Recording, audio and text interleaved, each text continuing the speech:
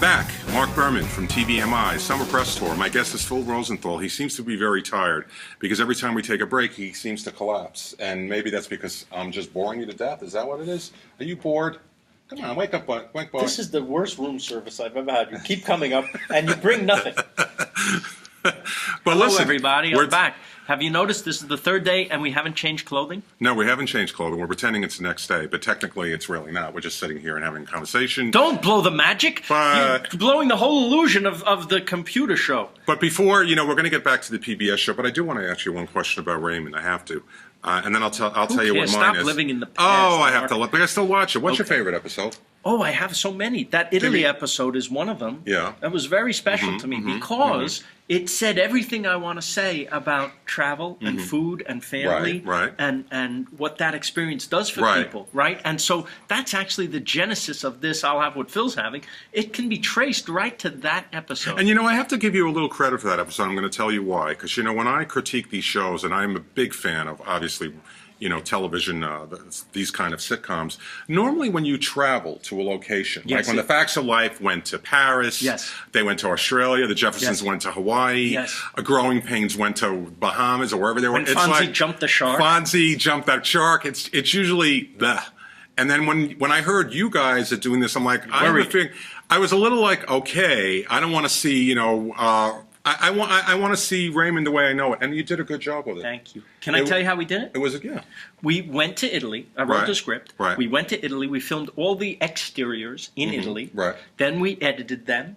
And when we had the audience come in to watch the taping of an episode, we would show them on the monitor the exterior of what we showed, and then go right into the interior, which was being filmed on our stage. Then the exterior, then the interior, then the exterior, and it moved very nicely along. And of course, we were capturing their laughs as they were watching the exterior scenes. That's why it's uniform.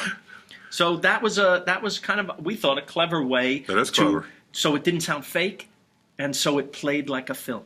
Well, it felt like that, and I'll tell you something. My favorite episode, and then my favorite moment. Oh boy, I like hearing this. I'm going to give you my favorite episode. And then one of the moments on your show is one of my all-time favorite moments of any show in the history of television. Wow. And my favorite episode was when Marie. Well, do you want to guess what my favorite episode is? No, I want you to tell me. Marie decides to make a statue and brings the statue and gives it to Raymond and Deborah, and that. You know why you like that? Because you're filthy. I'm filthy. The V word. Yes. But my favorite moment. We never said it. We never said it. But I have to say tell that word on the show. That moment when the toaster, when they went to return the toaster, and Marie, the wonderful Doris Roberts, tells Frank that she doesn't want to be a trophy wife. And then he had said, "What contest in hell did I win?"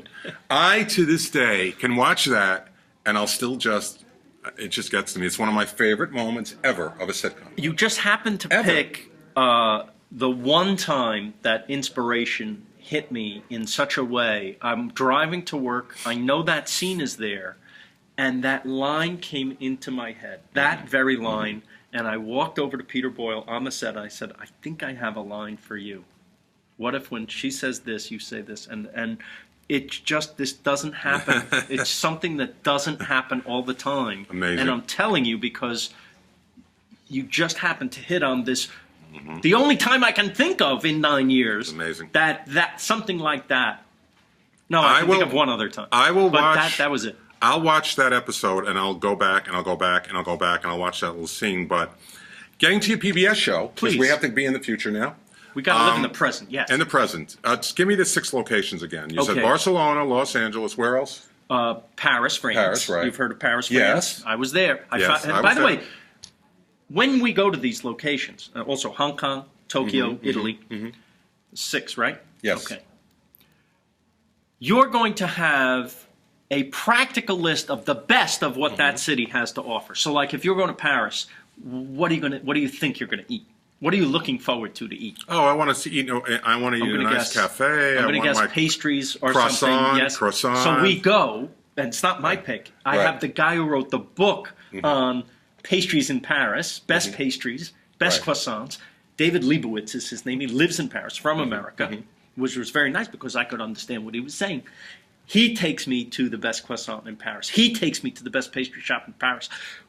You are going to have a practical guide to each place. And we're not eating the weird stuff that some of the other hosts like to do. Mm-hmm. I want you to come here. I actually want you, the person, 2/3 of Americans, who don't even have a passport. Did you know that? They don't know how do they get 2/3 of America doesn't have a passport. And that's including the people who come to America with a passport. So that's a lot of people that don't travel. Oh, that are not traveling, that don't have a passport. I want you to get one. Right. And by the way, I understand that's somewhat aspirational for many people to go, but I want to give you that aspiration because it's attainable. You don't have to go and stay in the fanciest hotels. We went to Paris. And I've been there. And you went and I don't know how you stayed, but I'm guessing no matter how you stayed, it was one of the times of your life. Well, guess what my souvenir was from Paris? Would you like to take a guess what I got from Paris? What did I get? A mini Eiffel Tower. My souvenir from Paris came 9 months after I got home. And she is now 13.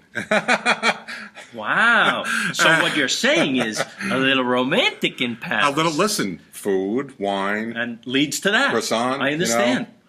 And then you have 9 months later, you have a new kid. I say to the audience, to you fellas out there, I'm not saying that it's everything, but if you like the girl, Paris, because you and I have two. Well, I have 3 children. You have 2. My 2 oldest and your 2 are about the same ages. Yes. And then I have a 13-year-old because we went to Paris. Yes. And ironically, when we came back from Paris, we were saying this is a new phase of our life. We're going to be traveling all over. Yes. Well, ultimately, we ended up back in Florida constantly. Yes. Right. Because we had a baby again. But hey, she's 13 now. Well, if I lived by that, I'd be having people visit a Nissan. Nissan. But so the show is premiering in September. September 28th on PBS, Monday nights after Antiques Roadshow. Right. I promise you laughs. I promise you locations. I promise you delicious food that you're going to write down and you're going to want to come. Right. And hopefully I'll see you there. Well, I wish you the best of luck. This has been an honor and a pleasure, and I'm excited about the show. I will be watching. Thank you. I unfortunately won't have ratings for you the next morning like I normally do. I'm going to call you anyway, and you'll have to make them up and make me feel good. Here's the thing. If you're out of Antiques Roadshow, I think you're going to do good. You do. That's very popular, I think Antiques Roadshow is one of the PBS staples. You know what I think people like about it? In addition to that kind of fascination of what things are worth and maybe I have something that's worth something, I think they like the characters. Oh, totally. They love seeing the different people. They want to see the different people. Yes. But thank you. You can now go back to sleep. We are done. It's a 3-part interview, although we did it all. We lied. We were sitting here for a half hour. Thank you very much, Phil. It's been a pleasure having you. Good luck with the show. I hope you have many more episodes ahead. And I will see you back tomorrow from the summer press tour at the Beverly Hilton Hotel in Los Angeles. Mark Berman and Phil Rosenthal. Take care. Bye.